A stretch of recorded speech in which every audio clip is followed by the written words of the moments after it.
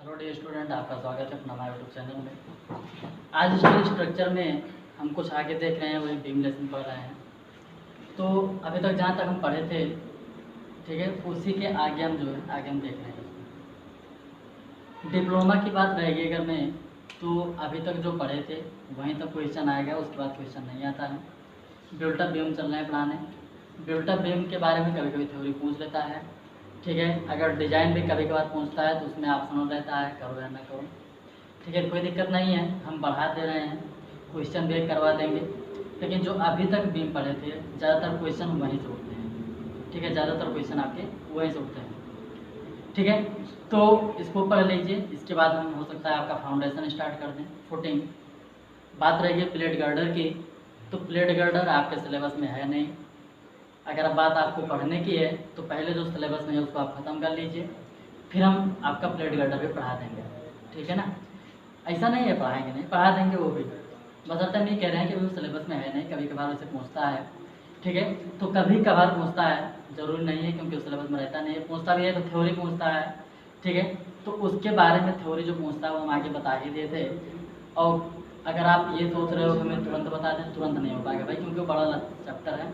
अब बड़ा चैप्टर है तो आपको प्रत्येक चीज़ें आपको समझ में आनी चाहिए, तभी प्लेट गर्डर पढ़ने से मतलब आएगा, नहीं पढ़ने से कोई मतलब नहीं रहेगा, ठीक है ना। तो इससे अच्छा क्या है, इससे अच्छा क्या है कि एक तरफ से पहले आपका जो सिलेबस है, सिलेबस अपना ख़त्म कर लीजिए, प्लेट गर्डर भी उठा करके हम किसी दिन पढ़ा देंगे, हो जाएगा ना ऐसे, ठीक है। तो चलिए आज हम देख लेते हैं स्टेज स्ट्रक्चर में उसी के आगे जो क्वेश्चन था, क्वेश्चन हमने करवा दिया था। अब हम देखेंगे क्या, built up beam. Built up beam अब हम क्या देखेंगे यहाँ पर, बिल्ट अप बीम। जिस प्रकार से हम बिल्ट अप कॉलम के बारे में पढ़े थे, उसी प्रकार से हम बिल्ट अप बीम के बारे में भी पढ़ेंगे, ठीक है। बिल्ट अप बीम क्या होता है, बिल्ट अप कॉलम क्या होता है, पहले नंबर पे हम बात करेंगे क्या, सबसे पहले हम बात करेंगे बिल्ट अप सेक्शन क्या है, ठीक है। तो हमने वहाँ पर आपको कुछ बताया था कि यदि किसी सेक्शन पर लोड का मान बहुत ही ज़्यादा हो जाए, जैसे हमने कहा कि हमारे पास कोई एक मेंबर था, इस पर लोड का मान क्या हुआ, बहुत ज़्यादा हो गया। अब इस लोड को ये अकेला मेंबर बियर नहीं कर पा रहा है, तो ऐसे में क्या होगा कि ये मेंबर या तो बगल करेगा, और अगर इस मेंबर को हमने हॉरिजॉन्टल यूज़ किया है, इस मेंबर को हमने हॉरिजॉन्टल यूज़ किया है, और जैसे इस पर लोड पड़ेगा, जैसे इस पर लोड पड़ेगा, ठीक है, अगर ये अकेला बियर नहीं कर पाएगा तुरंत क्या होगा, ये बेंड कर जाएगा, पता भाई ये तो होगा, बेंड कर जाएगा। हम क्या करेंगे कि अब इस लोड को हम जान रहे हैं, अकेले जब बियर नहीं कर पा रहे हैं, तो इन्हीं के साथ में एक हॉरिजॉन्टल मेंबर और यूज़ कर दीजिए। अब इन्हीं के साथ में क्या करेंगे, हम एक हॉरिजॉन्टल मेंबर और यूज़ कर देंगे। जब एक हॉरिजॉन्टल मेंबर और यूज हो गया तो हम यहाँ पर कहेंगे अब हो गया दो सेक्शन। अब बता भाई, जो भी लोड आएगा वो दोनों पे बढ़ जाएगा, नहीं बढ़ जाएगा, दोनों पे बढ़ जाएगा। जब दोनों पे बढ़ जाएगा तो हम कहेंगे कि जिस लोड को अकेला व्यक्ति बियर कर रहा था और अकेले में वो फेल कर जा रहा था, जैसे एक को हमने लगाया था और इस पर 10 किलो का लोड आ रहा था, जबकि इसकी जो सामर्थ्य थी वो सामर्थ्य 7 किलोग्राम सहने की है, या 7 किलोग्राम सहने की थी। 7 इसकी स्ट्रेंथ थी अर्थात कैपेसिटी थी, जबकि जो इस पर लोड आ रहा था और 10 का आ रहा था, तुरंत क्या हुआ, बेंड हुआ। हमने 7 का 2 लगा दिया, ठीक है, 2 मेंबर लगा दिया। जब 7 का हमने 2 मेंबर लगाया तो यहाँ पर हमने क्या देखा कि अब ये बेंड नहीं करेगा, क्यों, क्योंकि भाई 7 इसका 7 कितना हुआ, 14, ठीक है, लोड कितना आ रहा है, 10, बता भाई सेफ रहेगा कि नहीं रहेगा। तो वही चीज़ है कि यदि किसी स्थान पर एक से अधिक मेंबर का यूज किया जाए एक ही लोड को बेयर करने के लिए, ठीक है, एक ही लोड को बेयर करने के लिए यदि एक ही स्थान पर एक से अधिक मेंबर यूज किया जाए तो उसे हम बिल्ट अप सेक्शन कहते हैं। यदि यह मेंबर वर्टिकल यूज किया जा रहा है तो बिल्ट अप कॉलम, यदि इसी दोनों मेंबर को हमने हॉरिजॉन्टल यूज कर दिया तब इसको हम क्या कहेंगे, बिल्ट अप बीम। बता क्लियर हो ना, तो समझ में आ चुका है। अपने हिसाब से लिखिएगा, क्या लिखेंगे कि यदि किसी बीम के स्थान पर, ठीक है, 2 बीम एक साथ यूज किया जाए तो उसे हम बिल्ट अप बीम कहेंगे। क्लियर हुआ। और अगर मान लीजिए बीटी बोर्ड में आ गया, लिखना आपको पूरी ज्ञान, तब आप कैसे लिखेंगे, आप ऐसे लिखिए कि यदि किसी स्थान पर लोड का मान अधिक हो जाए जिसे एक बीम द्वारा रजिस्ट ना किया जा सके।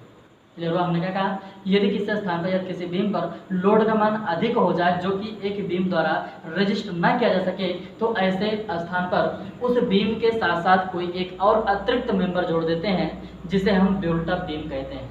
क्लियर हुआ, जिसे हम बिल्ट अप बीम कहते हैं। सिंपल भाषा में समझ लीजिए कि एक ही बीम के स्थान पर एक ही लोड को बेयर करने के लिए हमने 2 मेंबर का यूज कर दिया और ये दोनों मेंबर हॉरिजॉन्टल हैं, हम कहेंगे हमारा क्या होगा, बिल्ट अप बीम कहलाएगा। क्लियर हो यहाँ से? तो जिस प्रकार से हम कॉलम पढ़े थे उसी प्रकार से हमारा क्या होगा, बिल्ट अप बीम भी होगा। तो इसको आप कहानी थ्योरी लिखिएगा, बिल्ट अप बीम किस प्रकार से यूज किया जाता है यहाँ पर देखते हैं, बना देते हैं। ठीक है, ये बिल्ट अप बीम आपका रहेगा। ठीक है, ये हमारा एक सेक्शन है, यहाँ पर एक हमारा सेक्शन है, एक मेंबर है, हमने कहा ये बिल्ट अप नहीं है। अब इसके ऊपर हमने प्लेट जोड़ दिया, ये हमारा क्या हो गया, बिल्ट अप बीम हो गया। ये हमारा क्या हो गया, यहाँ पर बिल्ट अप हो गया। ठीक है, एक से अधिक मेंबर का यूज किया जाएगा तभी बिल्ट अप होगा। आप इसे कंप्रेशन मेंबर में भी पढ़े थे, हो जाएगा। फिर हमने क्या कहा, हमने कहा कि एक ही स्थान पर हमने, ठीक है, एक ही स्थान पर हमने क्या किया कि 2 आई सेक्शन का यूज किया। ठीक है, 2 आई सेक्शन का यूज किया यहाँ पर। ठीक है, समान साइज के भाई डायग्राम वगैरह बना लीजिएगा। ठीक है, यहाँ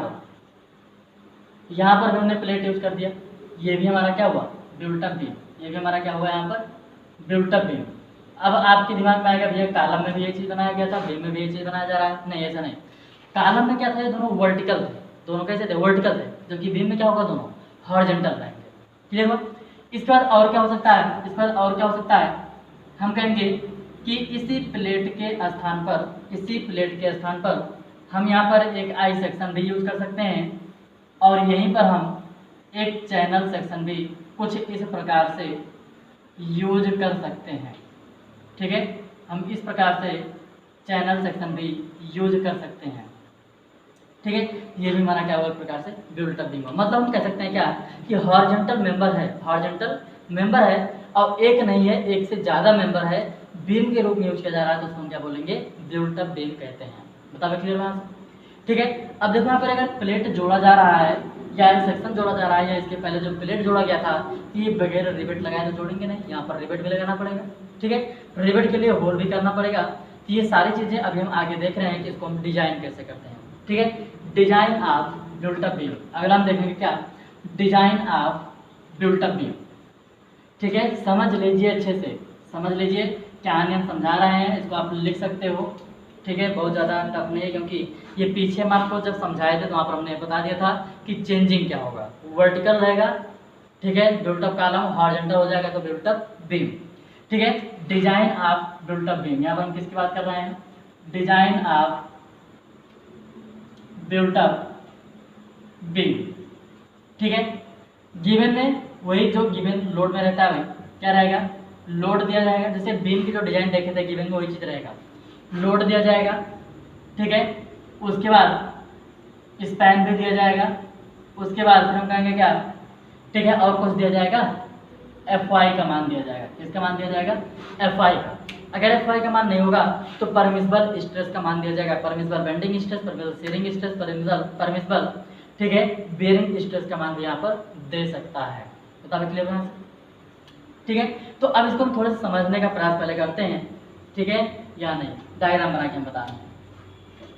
जैसे मान लेते हैं ये हमारे पास बीम है, ये हमारे पास क्या है, बीम है। यहाँ पर 2 फ्लैंज भी हैं इसके, एक ऊपर हमने फ्लैंज दिखा दिया, एक हमने यहाँ पर फ्लैंज दिखा दिया। इस पर लोड पड़ेगा, ये भाई साहब क्या होंगे, कुछ बेंड होंगे। ये क्या होगा, यहाँ पर बेंड होगा। बेंड होने के बाद हम क्या देखेंगे कि ये न्यूट्रल एक्सिस है, ये हमारा क्या है, न्यूट्रल एक्सिस है। इस न्यूट्रल एक्सिस के ऊपर जो होगा ये होगा कंप्रेशन जोन, जबकि ये हमारा जो होगा ये हमारा क्या होगा, यहाँ पर टेंसाइल जोन। ये हमारा क्या होगा, यहाँ पर टेंसाइल जोन। अब बात यहाँ पर ये आती है कि सेक्शन आपका एक ही था, सेक्शन आपका एक ही था। ठीक है, अभी सिर्फ यहाँ पर समझिए, अभी हम आगे दिखा रहे हैं। सेक्शन यहाँ पर एक ही था, हमने क्या देखा कि जब कंप्रेस किया गया तो ये हमारा हो गया कंप्रेशन मेंबर, ये हमारा टेंसाइल जोन में देखे ये हमारा क्या हुआ, टेंसाइल मेंबर। क्लियर हुआ? अर्थात एक ही बीम था, लेकिन जब इस पे लोड पड़ा, बेंड हुआ, बेंड होने के बाद 2 प्रकार के मेंबर हो गए, एक हो गया कंप्रेशन, दूसरा हमारा क्या हो गया, टेंशन। अब हम जानते हैं क्या कि कंप्रेशन में कंप्रेसिव फोर्स जनरेट होगा और टेंसाइल जोन में टेंसाइल फोर्स जनरेट होगा। कंप्रेसिव फोर्स की अगर हम बात करेंगे, अगर हम कंप्रेसिव फोर्स की बात करेंगे तो हम कहेंगे कि कंप्रेशन स्ट्रेस, ठीक है, compression stress into grass area, क्योंकि हम जानते हैं क्या, कंप्रेशन मेंबर का जो भी स्ट्रेंथ निकल जाता है वह ग्रास एरिया पर कार्य करता है। बताओ क्लियर हुआ? क्योंकि उसने रिवेटिंग जरूर किया गया है, लेकिन जब उसको हम कंप्रेस कर रहे हैं तो रिवेट भी क्या होता है, स्ट्रेंथ को बियर करता है। अगर भूल गए हो तो नोट्स पलटिए, अब नोट्स पलट करके आप पूरा चेक कीजिए, एक बार दोहराइए अपना, ठीक है। कंप्रेशन मेंबर हमने क्या कहा था कि वो ग्रास एरिया पर कार्य करता है, ठीक है। Stress into area is equal to क्या हुआ, फोर्स। जहाँ पर हम कंप्रेशन फोर्स की बात करें, टेंसाइल फोर्स की हम बात करेंगे, तो इसमें भी क्या होगा, स्ट्रेस इनटू एरिया। लेकिन अब यहाँ पर जो स्ट्रेस लिया जाएगा वो टेंसाइल स्ट्रेस लिया जाएगा, और जबकि यहाँ पर जो एरिया लिया जाएगा वो कौन सा एरिया लिया जाएगा, नेट एरिया लिया जाएगा। कौन सा एरिया लिया जाएगा, वो नेट एरिया लिया जाएगा। बताओ क्लियर हो? नेट एरिया क्यों ले रहे हैं, ठीक है। अब आप टेंसाइल मेंबर में जाइए, वहाँ पर देखेंगे हमने एक प्लेट बनाया था, उसके बीच में हमने रिवेट लगाया था, ठीक है। हमने क्या कहा, इस मेंबर को उधर खींच दीजिए, इस मेंबर को उधर खींच दीजिए, ये रिवेट कोई भी स्ट्रेंथ बियर नहीं करेगा। अर्थात हम कहेंगे कि जितना होल रहता है वो होल कोई भी स्ट्रेंथ बियर नहीं करता है, जिसमें रिवेट लगा होता है रिवेट भी कोई स्ट्रेंथ बियर नहीं करता है। स्ट्रेंथ केवल बियर करेगा कौन, नेट एरिया। नेट एरिया कहाँ से निकलेगा, ग्रास एरिया में से रिवेट के, ठीक है, होल को एरिया को हम क्या करेंगे, घटा देंगे। अब जो बचेगा हमारा क्या हो जाएगा, नेट एरिया हो जाएगा। जब ये बेंड हो रहा है, ध्यान दें, जब ये बेंड हो रहा है तो आरसीसी में भी आपने देखा होगा, जो बच्चे नहीं देखे हैं आरसीसी का लेक्चर पढ़ा उसमें जाके देखिएगा। अगर ये जब बेंड होगा तो बेंड होने के बाद हम क्या देखेंगे, बेंड होने के बाद क्या देखेंगे कि ये कुछ हमारा इस प्रकार से बेंड होगा, ठीक है, एक कर्व टाइप में बेंड होगा, ठीक है। हम इसको हटा रहे हैं और यहाँ पर हम आपको एक समझाने का प्रयास कर रहे हैं। यहाँ पर हम देखेंगे कि ये कुछ आगे की ओर स्ट्रेस फोर्स लगाएगा, ये फोर्स कुछ इधर की ओर लगाएगा, और ये हमारा कुछ ऐसे बन रहा है, ठीक है। आरसीसी में स्लो में भी आपने देखा होगा कुछ इस प्रकार से। इधर हमारा जो स्ट्रेस होता है कंप्रेसिव स्ट्रेस होता है, इधर हमारा जो होता है टेंसाइल स्ट्रेस होता है। हम कहेंगे दोनों का मान आपस में क्या होगा, बराबर होगा, दोनों का मान आपस में बराबर होगा। क्यों, क्योंकि हम जानते हैं कि बेंडिंग में यदि कोई प्लेन, ठीक है, या यदि कोई सेक्शन प्लेन है तो बेंडिंग के बाद भी क्या होगा, वो प्लेन ही रहेगा। अब हम कह सकते हैं क्या, यदि कोई सेक्शन बेंडिंग के पूर्व समतल है तो बेंडिंग के बाद भी क्या होगा, वो समतल ही रहेगा, ठीक है। अर्थात होगा के नियम का पालन करता है किसमें, बेंडिंग के समय। तो ऐसे हम कहेंगे क्या कि जो भी कंप्रेसिव फोर्स होगा, जो भी टेंसाइल फोर्स होगा, इन दोनों का मान आपस में क्या होगा, बराबर लिया जाएगा, ठीक है। अब इस नेट एरिया का मान या फोर्स का मान तो निकाल ही सकते हो, कैसे निकालेंगे भाई, ठीक है। जाहिर सी बात है, हम टोटल एरिया निकाल करके रिवेट का एरिया क्या करेंगे, वहाँ पर घटा देंगे। अब रिवेट का एरिया तो आपको पता ही होगा, ठीक है ना। अब ये जो यहाँ पर बताए, ये जो हम एक क्वेश्चन लगवाएंगे तब जा करके आपको समझ में आएगा। क्वेश्चन हम आज नहीं लगाएंगे, क्वेश्चन हम लगाएंगे कल, ठीक है। आज हम केवल डिजाइन स्टेप की बात करेंगे, वहाँ पर हम समझते हुए चलेंगे। बताओ क्लियर हुआ से, ठीक है। सेक्शन एक ही था, लेकिन डिजाइन आपको दो प्रकार से करना है, एक कंप्रेशन में, दूसरा टेंसाइल में, ठीक है। तो इसको आप ध्यान में रखिएगा, ध्यान में रख करके हम इसको सॉल्व करेंगे। हटा रहे हैं, ठीक है, क्योंकि न्यूमेरिकल जब मिलेगा तो न्यूमेरिकल आपको इसी प्रकार से लगाना है। ये जो हम डिजाइन स्टेप लिख रहे हैं, ये डिजाइन स्टेप से आपको कुछ पॉइंट जरूर मिल जाएगा, कुछ पॉइंट जरूर मिल जाएगा, लेकिन इसी स्टेप पे आपका डिजाइन क्वेश्चन सॉल्व नहीं होगा, ठीक है। क्वेश्चन के लिए आपको कुछ बेसिक कंसेप्ट जैसे टेंसाइल मेंबर और कंप्रेशन मेंबर पढ़े थे, उन सब का भी यहाँ पर यूज किया जाएगा, ठीक है। अभी तक क्या था, जो डिजाइन स्टेप पढ़ते थे, जैसे जैसे पढ़ते थे वैसे वैसे क्या करते, सॉल्व करते हुए चले जाते थे, आपका आंसर आ जाता था। लेकिन यहाँ पर ऐसा नहीं है, यहाँ पर आपको क्या करना पड़ेगा, ठीक है। यहाँ पर कुछ अलग है, हमें कुछ और अलग से लाकर ऐड भी करना पड़ेगा, ठीक है। हम अलग से नहीं लाएंगे, ठीक है। जो आप पीछे पढ़े हो वही सारा चीज़ यहाँ पर लिया जाएगा, हो गया से, ठीक है। तो अब हम यहाँ पर देख रहे हैं स्टेप नंबर 1, मान लेते हैं थोड़ी देर के लिए, ठीक है। यहाँ पर हम एक डायग्राम बनाने का प्रयास कर रहे हैं।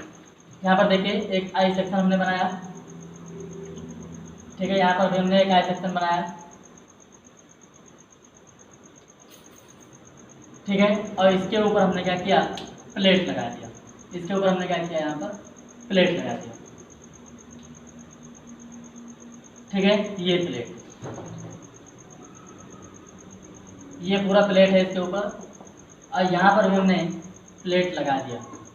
ये दोनों प्लेट समान थिकनेस की भी हो सकती है और अनइक्वल थिकनेस की भी हो सकती है, ठीक है। इक्वल थिकनेस भी हो सकता है और अनइक्वल थिकनेस भी हो सकता है। क्लियर हुआ, इतना है। Fy का मान भी यहाँ पर गिवन रहेगा। अब बता भाई, इसमें कुछ रिवेटिंग भी लगाने की जरूरत पड़ेगी। यहाँ पर हमने रिवेटिंग कर दिया, इतने में, ठीक है, इतने में हमने यहाँ पर रिवेटिंग किया, ये इतने में।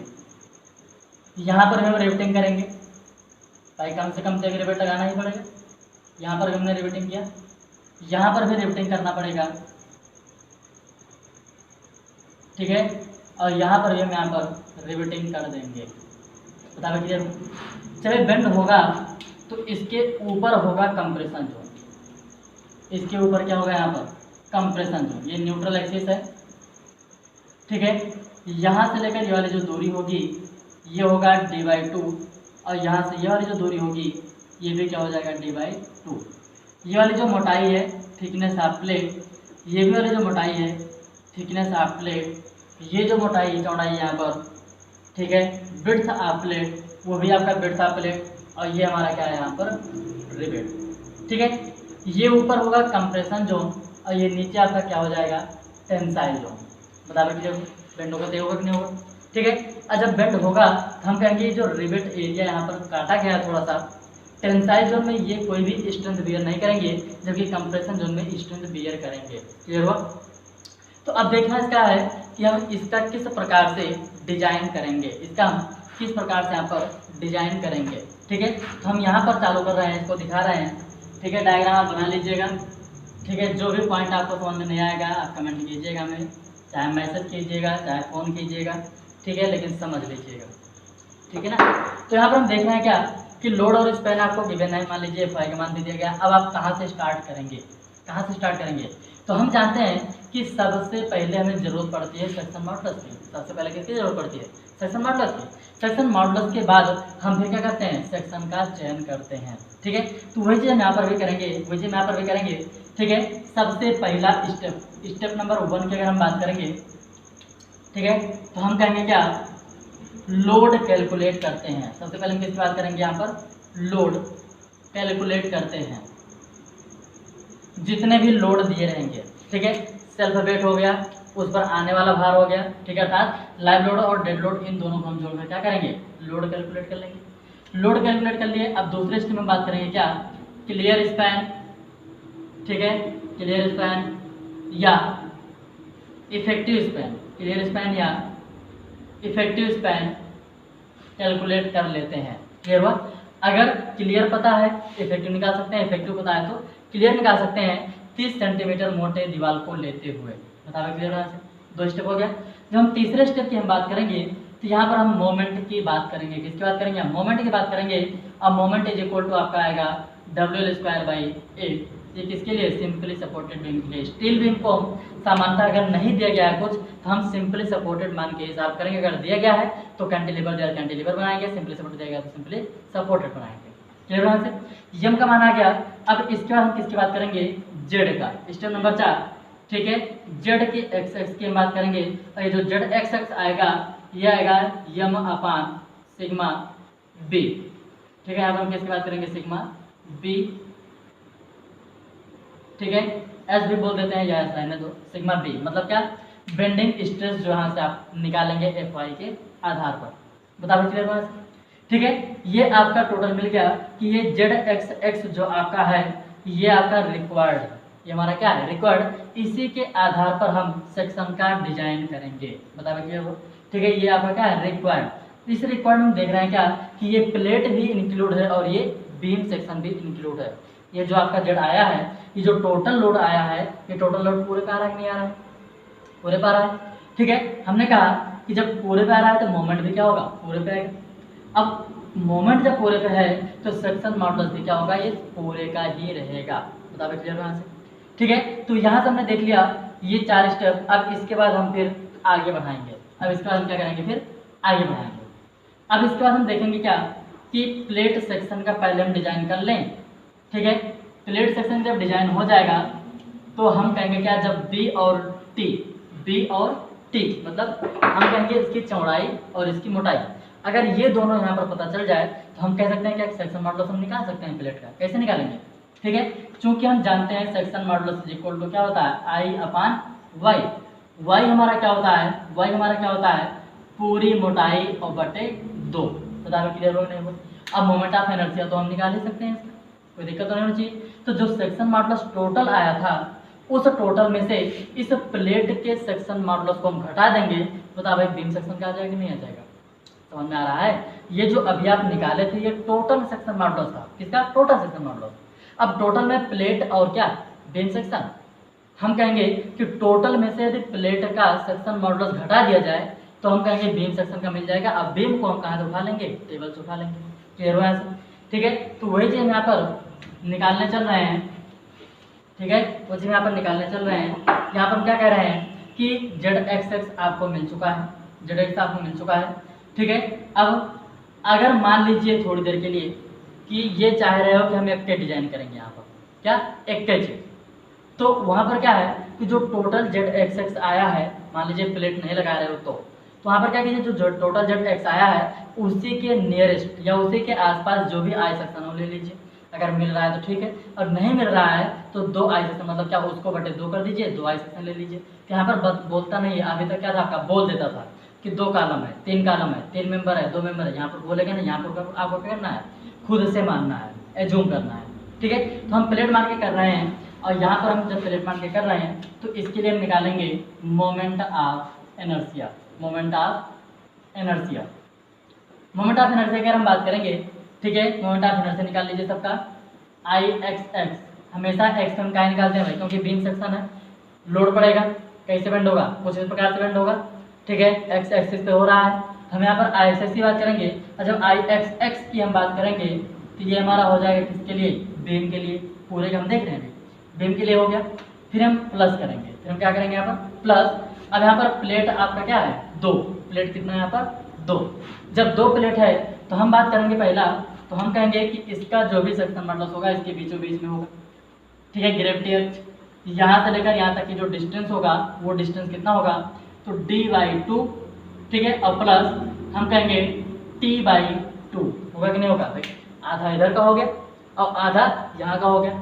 इन दोनों का जोड़ देंगे तो बता भाई ये पूरा h का मान आएगा कि नहीं आ जाएगा, आ जाएगा, ठीक है। तो इसे यहाँ पर लिखेंगे 2IgG plus AH square, IgG plus AH square, और h का मान आप यहाँ से निकाल सकते हैं, ठीक है। h का मान क्या निकलेगा, h का मान क्या निकलेगा, h हम ऊपर निकाल दे रहे हैं, h बराबर आएगा आपका d/2 प्लस t/2, बतावे क्लियर है यहाँ से, ठीक है। यहाँ से हमने निकाला। अब इसी के बाद हम I X X is equal to, ठीक है, आई एक्स बीम के लिए प्लस 2 इंटू आई जी जी की अगर हम बात करेंगे, इसको हम टीपी को मिटा रहे हैं, ठीक है। आई जी जी की अगर हम बात करेंगे, ठीक है, आई जी जी की, तो यहाँ पर आपका क्या मिलेगा, ठीक है, बी डी की ओपन 12 होता है नहीं होता है, बी डी की ओपन 12, यक्स अक्ष किसको काट रहा है, इस थिकनेस को काट रहा है। यहाँ पर हम लिखेंगे क्या, बी पूरा हम भी लिख देते हैं, ठीक है, बी प्लेट का और गुणे टी प्लेट का, क्यूब अपान में क्या हो जाएगा 12, बता भाई हुआ कि नहीं हुआ, ठीक है। प्लस हम करेंगे, एरिया का मान हम लिखेंगे, और एरिया का मान जो होगा यहाँ पर, ठीक है, एरिया जो होगा वो हमारा क्या होगा, B P into T P, thickness of plate. H का मान जो होगा गुणे हम करेंगे d/2 प्लस t/2 का होल स्क्वायर, बता भाई क्लियर होगा नहीं यहाँ से, ठीक है। हमारे ख्याल से इतना हो गया होगा, ये पूरा आपका इस प्रकार से है, हो गया यहाँ से बीम का प्लस ये क्या है आपका प्लेट का है, इतना हो गया। अब हमें यहाँ पर क्या देख रहे हैं कि जो थिकनेस ऑफ प्लेट होती है इसके कुछ कंडीशन है। थिकनेस ऑफ प्लेट 16 mm से कम नहीं होना चाहिए, ठीक है। इसकी जो चौड़ाई होनी चाहिए वो 32T प्लस G से अधिक नहीं होना चाहिए, ठीक है। तो अभी हम नीचे लिख रहे हैं, पहले यहाँ पर हम देखेंगे। अब यहाँ पर हम क्या कह रहे हैं कि इस थिकनेस का मान क्या है, बहुत ही छोटा है, मान लेते हैं 16 mm का एवरेज, उस हिसाब से मान लेंगे कुछ नहीं है, तो इसको हम क्या देंगे क्या, लगभग 0। यहाँ पर t/2 का स्क्वायर जो होगा ये भी आपका बहुत ही कम होगा, ठीक है, ये भी आपका क्या हो जाएगा, बहुत ही कम। क्यों, क्योंकि प्लेट की जो थिकनेस है मान रहे हैं क्या, बहुत ही कम है। थिकनेस ऑफ प्लेट कभी भी 16 mm से अधिक नहीं होना चाहिए। हमने क्या कहा कि जब थिकनेस ऑफ प्लेट 16 mm से अधिक नहीं होगा तो हम मान लेते हैं क्या, इससे कम है, और जब इससे कम है तो हम कहेंगे इसकी वैल्यू को हम मान ले रहे हैं क्या होगा, ये 0 हो जाएगा, क्योंकि घात 3 है, जबकि यहाँ पर 2 है, ठीक है। यहाँ पर बटे 12 था, यहाँ पर बटे 2 था, हम कहेंगे ये भी मान कुछ कम आएगा। अब क्या क्या बच रहा है, अब क्या क्या बच रहा है, हम कहेंगे I X X is equal to, यहाँ पर बीम के लिए प्लस 2 इंटू, ठीक है, ये क्या है, एरिया ऑफ प्लेट, ये क्या है हमारा एरिया ऑफ प्लेट, और गुणे ये आपका आएगा d²/4, बता d²/4, ठीक है। ये चीज़ है, स्क्वायर जो था यहाँ पर हमने क्या किया, अलग कर दिया। हमने देखा है कुछ हमारा इस प्रकार से आ गया, बराबर क्लियर होना से ये भी हमारा कुछ इस प्रकार से हो गया। अब यहाँ से हम क्या कर सकते हैं, ठीक है, यहाँ से हम क्या कर सकते हैं, इसको हम हटाएंगे ऊपर में यहाँ से हटा रहे हैं। अब यहाँ से हम फिर देखेंगे आगे इसको बढ़ा रहे हैं। जब इसको हम आगे बढ़ाएंगे, ठीक है, तो हम जानते हैं कि section modulus is equal to कुछ होता है आई अपान वाई, और वाई इज इक्वल टू क्या होगा, ये पूरी आधी दूरी होगी कि नहीं होगी, ठीक है। हमने प्लेट को निगलेक्ट कर दिया है, अगर हम बीम सेक्शन की बात करेंगे, हम कहेंगे कि अब जो आई जेड का मान निकालेंगे वो निकालेंगे क्या, आई अपान वाई, और वाई के स्थान पर क्या रह जाएगा आपका डी अपान 2। हम कहेंगे कि दोनों पक्षों में डी बाई 2 से भाग कर दीजिए, दोनों पक्षों में डी बाई 2 से भाग कर दिया गया, क्यों, आई अपान वाई सेक्शन मॉडुलस बनाने के लिए, आई अपान वाई सेक्शन मॉडुलस बनाने के लिए हमने डी अपान 2 से भाग किया। यहाँ से आपका मिलेगा आई एक्स एक्स बी, ठीक है, बीम के लिए, अब बटे डी बाई 2, अब प्लस करेंगे हम 2 इंटू एरिया प्लेट, और इंटू डी बाई 2 कट जाएगा, यहाँ पर क्या बच जाएगा आपका डी बाई 2। बताओ क्लियर यहाँ से। इसको हम कह देंगे जेड, इसको हम क्या कह देंगे यहाँ पर Z X X is equal to, यहाँ पर आपका आएगा बीम के लिए, ये पूरे के लिए भाई, ये पूरे के लिए है, यहाँ पर जो आएगा ये बीम के लिए आ जाएगा, ठीक है, I upon Y is equal to क्या होगा जेड, और यहाँ पर बचेगा जो 2 into area plate into D by 2 से 2 कैंसिल कर दो, ठीक है, ये 2 से 2 क्या होगा यहाँ पर कैंसिल हो जाएगा, और इंटू में क्या आ जाएगा आपका डी आ जाएगा।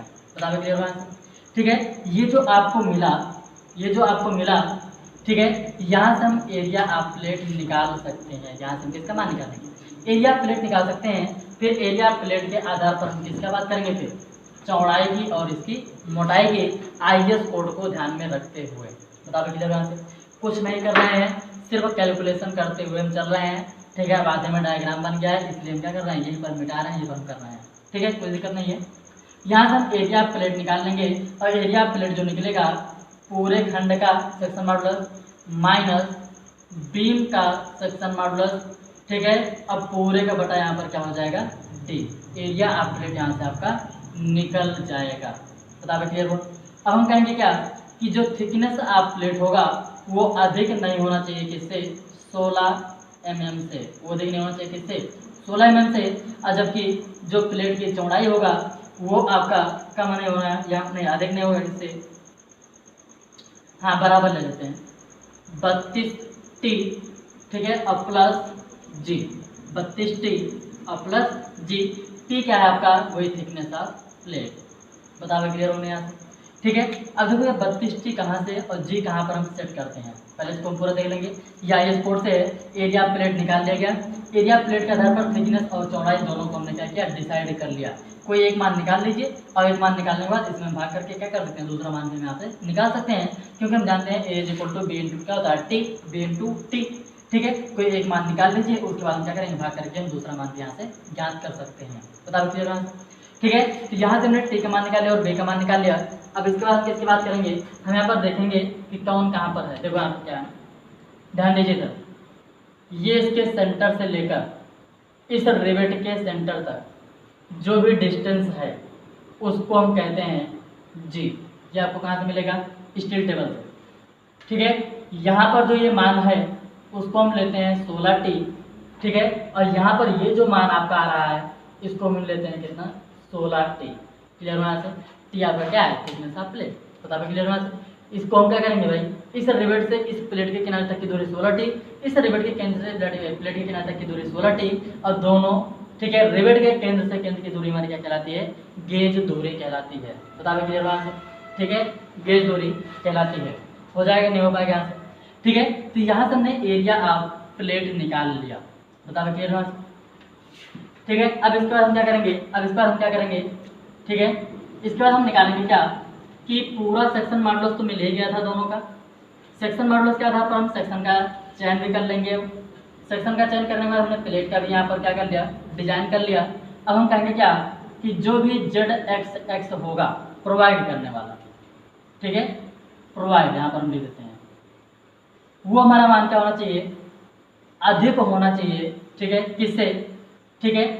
हम कहेंगे कि जो भी वहाँ पर लिया गया है रिक्वायर, ठीक है, जेड रिक्वायर से, रिक्वायर्ड कहाँ से निकला, जो भी हम निकाले थे उससे अधिक होना चाहिए क्या, जो हम प्रोवाइड करेंगे, ठीक है, जो यहाँ पर प्रोवाइड करेंगे। अगर प्रोवाइड करने वाला यहाँ पर मान कम होगा, ठीक है, थोड़ा बड़ा लिख देते हैं,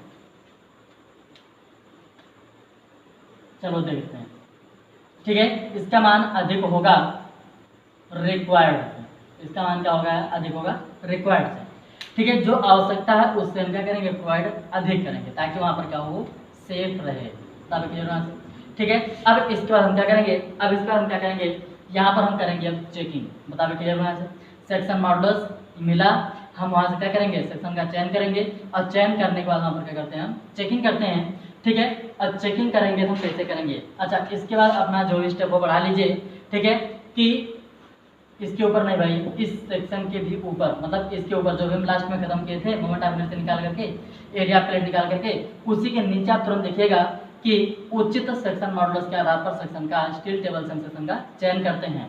फिर हम यहाँ पर देख लेंगे चीज। अब इसके बाद फिर हम क्या देखेंगे, अब इसके बाद, ठीक है, इसके बाद हम क्या देखेंगे, बहुत ध्यान से सुना करो, ठीक है, ध्यान से नहीं सुनोगे इसका उसमें हो जाएगा, उसका इसमें हो जाएगा, क्लियर हुआ। धीरे धीरे चला नहीं पाएंगे आप, तेजी से चल रहा है, आदत पड़ चुकी है, आधे घंटे 1 घंटे में कितना आपको दे देंगे भाई, ठीक है। तो कंसंट्रेट होके पढ़ो, जब मन ना करे ना पढ़ो, बंद कर दो, लेकिन जब पढ़ने का मन हो तो अच्छे से पढ़ो, ठीक है ना, इतना हुआ। अब इसके बाद हम क्या करेंगे, इसके बाद हम करेंगे चेकिंग, इसके बाद हम क्या करेंगे, यहाँ पर चेकिंग करेंगे। सबसे पहले हम किस में चेकिंग करेंगे, तो हम जानते हैं सबसे पहले, ठीक है, सीगर में चेकिंग करेंगे। बता भाई फार्मूला पता है नहीं पता है, ठीक है, नहीं पता था आप देखिए ले जाकर के पीछे, ठीक है, 2-3 दिन का गैप था, आपने क्या किया है, फार्मूला तो आपका याद होना ही चाहिए, ठीक है। सीयर हमने चेकिंग किया, उसके बाद हम क्या करेंगे, डिफ्लेक्शन में चेकिंग करेंगे। किसमें हम चेकिंग करेंगे, डिफ्लेक्शन में चेकिंग करेंगे, डिफ्लेक्शन में चेकिंग करेंगे, ठीक है। तीसरा हम किस में बात करेंगे, ठीक है, फ्लेक्चर, किस में बात करेंगे, फ्लेक्चर या बेंडिंग की बात करेंगे, किसकी हम बात करेंगे, बेंडिंग की बात करेंगे। चौथी चेकिंग यहाँ पर हम और करते हैं क्या, ठीक है, check for tension and compression, compression, ठीक है, स्ट्रेसेस, ये इसमें जुड़ता है, बाकी हमारा क्या है, सारी चीजें सेम है, ठीक है। बेंडिंग स्ट्रेस की अगर हम बात करेंगे, बेंडिंग स्ट्रेस हम जानते हैं कि सिग्मा बी का मान 0.66 FY से अधिक नहीं होना चाहिए। जब हम इसकी चेकिंग की बात करते हैं, ये चेकिंग आपका कैसे किया जाएगा भाई, इन तीनों को हमने पीछे बताया नहीं बताया, जो पीछे बताए वहीं से इसको भी उठाएंगे। जब यहाँ पर हम बात करेंगे कि हम कहेंगे check for tension and compression, मतलब हमें ये भी देखना है कि टेंशन में कहीं फेल तो नहीं कर रहा है, ये कंप्रेशन में कहीं फेल तो नहीं कर रहा है, ये चीजें भी आपको ध्यान में रखना होना, ठीक है। कंप्रेशन में जल्दी फेल नहीं करता है, टेंसाइल में फेल होने के चांसेस ज़्यादा होते हैं, ठीक है। तो वहाँ से भी हम क्या करेंगे, इसको चेक करेंगे। तो हम लास्ट वाला भी देख रहे हैं, ठीक है, कंप्रेशन और टेंशन में जांच हम कर रहे हैं, ठीक है। यहाँ पर हम लिखेंगे क्या, चेक फॉर कंप्रेशन एंड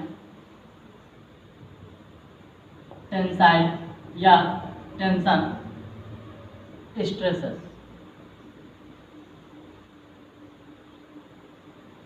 ठीक है। अब देखो यहाँ पर क्या है, हमने अभी थोड़ी देर पहले बताया था जब ये बेंड होगा तो बेंड होने के बाद कंप्रेशन फोर्स और टेंसाइल फोर्स दोनों के मान आपस में क्या होगा, बराबर होगा, ठीक है।